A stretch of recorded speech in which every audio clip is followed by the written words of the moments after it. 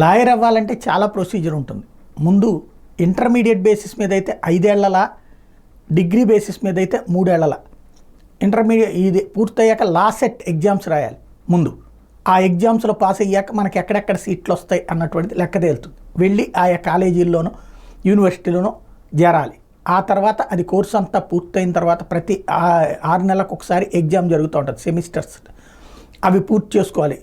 అవి పూర్తయిన తర్వాత ప్రతి ఏడాది కూడా అవి పూర్తయిన తర్వాత పాస్ అయిన తర్వాత ఆ సర్టిఫికెట్లన్నిటిని పుచ్చుకుని మనం ఇది పాస్ అయినట్టు మొత్తం అయిపోయిన తర్వాత మళ్ళీ కోర్టులో, హైకోర్టులో కానీ హైకోర్టులో దీనికి సంబంధించి ఓత్ ఉంటుంది. అంటే మనం లా చదివాం కాబట్టి లాయర్గా ప్రాక్టీస్ చేస్తామని ఓత్ తీసుకోవాలి. తీసుకుని 2 సంవత్సరాల పాటు ఎవరన్నా సీనియర్ లాయర్ దగ్గర మనం పనిచేయాలి.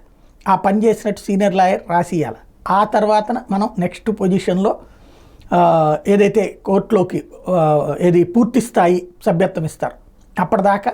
అంటే మళ్ళీ దానికి ఇప్పుడైతే ఇంకొక ఎగ్జామ్, మళ్ళీ బార్ కౌన్సిల్ ఎగ్జామ్ 2 ఏళ్లలోపు బార్ కౌన్సిల్ ఎగ్జామ్ ఒకటి పెడుతున్నారు. ఆ బార్ కౌన్సిల్ ఎగ్జామ్లో కూడా పాస్ అయ్యి లాయర్గా ప్రాక్టీస్కి మనం మార్కులు తెచ్చుకోవాలి. ఆ తర్వాత కోర్టులోకి వెళ్ళి వాదించడానికి అనుమతిస్తారు. ఇది ప్రొసీజర్. ఇంత ప్రొసీజర్ అయ్యాక జరిగేటటువంటి దీంట్లో నకిలీ లాయర్లు రావడం మరి ఎందుకు వచ్చారో తెలియదు.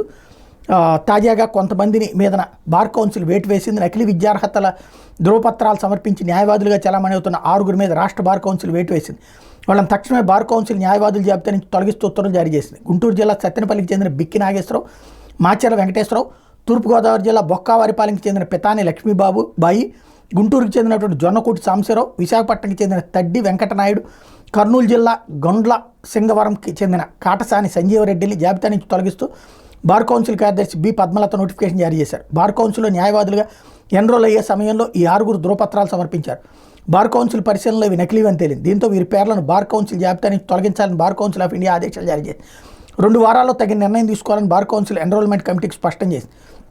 సమావేశమైన బార్ కౌన్సిల్ ఎన్రోల్మెంట్ కమిటీ ఈ 6 పేర్లను తక్షణమే బార్ కౌన్సిల్ జాబితా నుంచి తొలగించాలని తీర్మానించింది. ఈ మేర నోటిఫికేషన్ జారీ చేయాలని బార్ కౌన్సిల్ కార్యదర్శిని ఆదేశించింది. దీంతో కార్యదర్శి నోటిఫికేషన్ జారీ చేశారు.